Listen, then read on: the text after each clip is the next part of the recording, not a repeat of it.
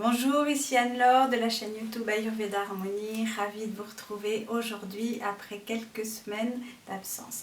Aujourd'hui, on va parler de comment se nourrir pendant les fêtes sans se faire du mal, la grande question.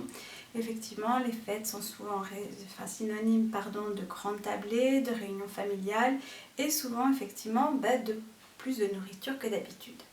Alors, le but est pendant les fêtes de continuer à avoir une alimentation sattvique, c'est-à-dire bénéfique pour soi, mais on peut se faire plaisir en ayant une alimentation effectivement ayurvédique.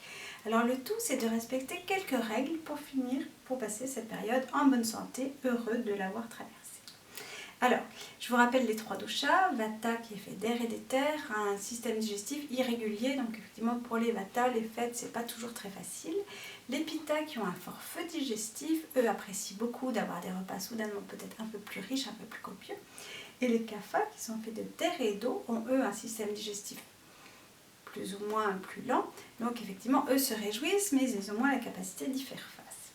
Alors, un petit rappel, quand on parle effectivement de grande agave, il n'y a pas que ce qu'on va mettre dans l'assiette, mais également tout le contexte. C'est-à-dire que si vous êtes énervé, fâché, etc., ça va avoir un impact sur ce que vous allez cuisiner. Rappel aussi également, les fêtes, c'est pas uniquement que la nourriture, c'est-à-dire qu'il y a toute l'ambiance autour qui compte au moins autant et qu'il est important de remettre l'alimentation à sa juste place, c'est-à-dire ne pas lui donner une place exagérée. Alors, ces considérations étant faites, qu'est-ce qu'on peut manger pendant les fêtes ?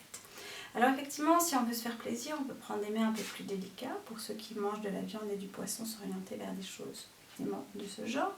Mais surtout, ce qui va faire le plus de mal, ce sont les mélanges. Alors, première précaution à prendre, ne pas faire trop de mélanges. Ça commence dès l'apéritif, où souvent l'apéritif est déjà un repas à lui seul complet.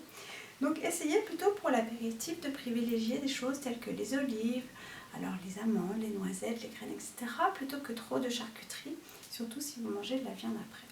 Pareil, si vous avez envie de boire un petit peu pendant les fêtes, c'est tout à fait légitime. Essayez de vous limiter à un alcool. Par exemple, si vous commencez au champagne, essayez de terminer le repas au champagne. Si vous commencez au vin rouge, essayez de continuer au vin rouge. Le vin blanc, lui, est plus déconseillé pour faire un repas entier parce que vous aurez vite mal à la tête. Après, pour ceux et celles qui mangent de la viande ou du poisson, essayez de ne pas faire de mélange. C'est-à-dire manger viande et poisson, ça peut compliquer le système digestif.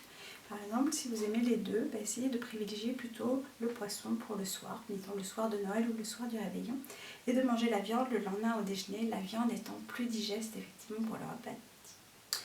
Après, les mélanges, c'est toujours la même chose. Essayez de ne pas manger effectivement viande, poisson, fromage, etc. Plus vous allez multiplier les mélanges et moins vous digérerez.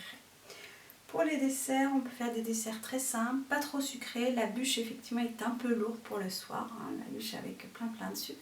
Essayez de vous orienter peut-être sur des crèmes au chocolat plus légères ou des mousses au chocolat. Tout dépend là encore de votre feu digestif. Après, ce qui est important, c'est de se faire plaisir. C'est-à-dire, l'ambiance va compter beaucoup pour votre capacité digestive. Donc n'hésitez pas effectivement, mais essayez de rester attentif aux quantités. C'est super important d'apprécier à sa juste valeur, voilà, et de faire attention.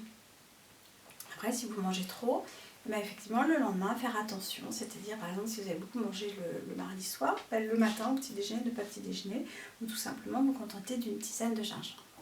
Alors, de quelle aide on va pouvoir s'aider pour effectivement mieux digérer ? Déjà, tout ce qui est romarin, fenouil, l'anis, le thym aussi, toutes ces tisanes nous permettent de digérer, les tisanes de gingembre également, le thé avec, l'eau chaude avec du citron le matin va permettre effectivement aussi de mieux gérer le foie et tous les désagréments qui peuvent s'en suivre. Voilà, ces considérations étant faites, je vous souhaite de très belles fêtes, profitez-en bien, essayez dans un esprit de fête et de surtout pas vous alourdir. À très bientôt pour de nouvelles aventures.